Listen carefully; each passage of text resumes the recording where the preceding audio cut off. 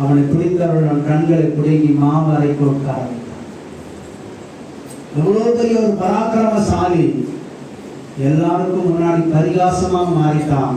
காரணம் தேசித்தனம், தவறான தொடர்பு, இச்சை, இவைகள் தேவனை விட்டு அவனை தூரப்படும். நீங்க உங்களுடைய என்னுடைய வாழ்க்கையில கவனமா இருக்கணும். நம்ம எந்த அளவுக்கு நாம விரும்புறத பார்த்து சந்தோஷப்படுறோமோ அந்த அளவுக்கு தேவனோடு உள்ள அன்பை நாம் உடைக்கிறோம். அந்த அன்பு உடைஞ்சு போகுது. அந்த தேவனுக்கு நமக்கு இருக்கிற பாண்டிங் உடைக்கப்படுது. அது ஒருபோது நமக்கு நல்லது அல்ல. தேவன் நமக்கு உதவி செய்ய வர மாட்டார். ஆகவே நம்ம ஒப்பு கொடுப்போம். அந்த சரீரங்களை ஜீவ பலியாய் தருவோம்.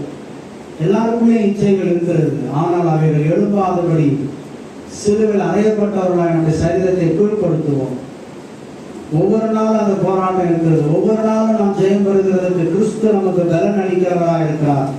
நம்மை சுற்றின பிசாசு எப்படியாவது நம்முடைய பலனையை நாம் அறிந்து நம்மளை செக்கு வைத்து எப்படியாவது நம்மளை கவுத்து தேவனுக்கு எதிராளியா இவனை மாத்திரணும்னு நினைக்கிறான். நாம் அதுக்கு இடப்படாதபடி கிறிஸ்து இயேசுவின் நம்மோடு இருக்கிற அந்த அன்பை நாம் உடைத்து விடாதபடி நாம் பார்த்துக் கொள்வோம். ஐயாவே நம்மை ஆசீர்வதி.